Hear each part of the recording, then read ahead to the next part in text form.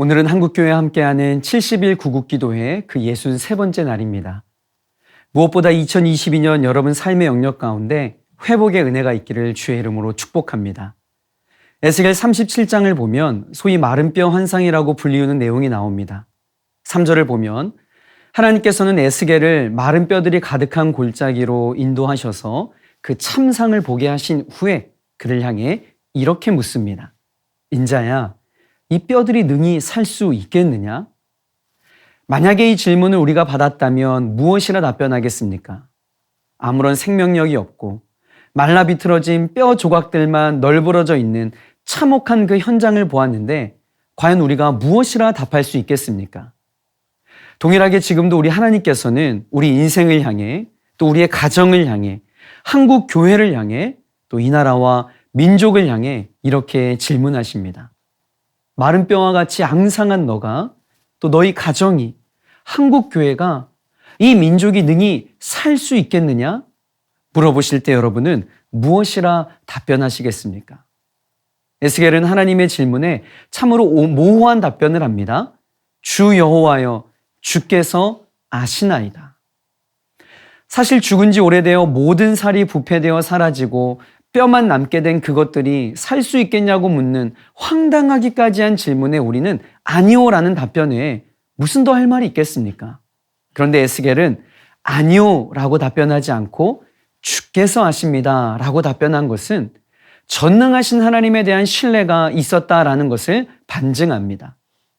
설령 그것이 마른 뼈라 할지라도 하나님께서 하고자 하신다면 거기에 생명을 불어넣어 살리는 것은 얼마든지 가능한 일입니다라는 고백인 것이죠.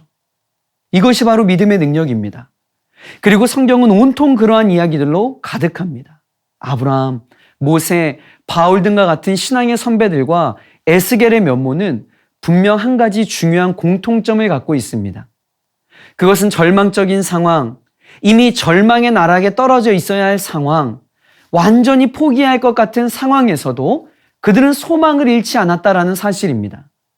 실제로 에스겔이 뼈들을 향하여 하나님의 말씀을 대언하자 흩어져 있던 뼈들이 모여 결합하고 다시 살아나게 되었던 것입니다. 주 여호와께서 이같이 말씀하시기를 생기야 사방에서부터 와서 죽음을 당한 자에게 불어서 살아나게 하라 하셨다 하라. 이에 내가 그 명령대로 대언하였더니 생기가 그들에게 들어가매 그들이 곧 살아나서 일어나 서는데 극히 큰 군대더라. 아멘. 사랑하는 한국교회 성도 여러분, 마른 뼈와 같이 앙상하게 메말라 아무런 소망이 없어 보이는 조국의 현실 앞에 하나님의 생기가 필요한 줄 믿습니다. 우리에게는 소망이 없지만 하나님의 말씀에는 소망이 있습니다. 이 조국 대한민국이 하나님의 생기로 살아나게 될 줄 믿습니다.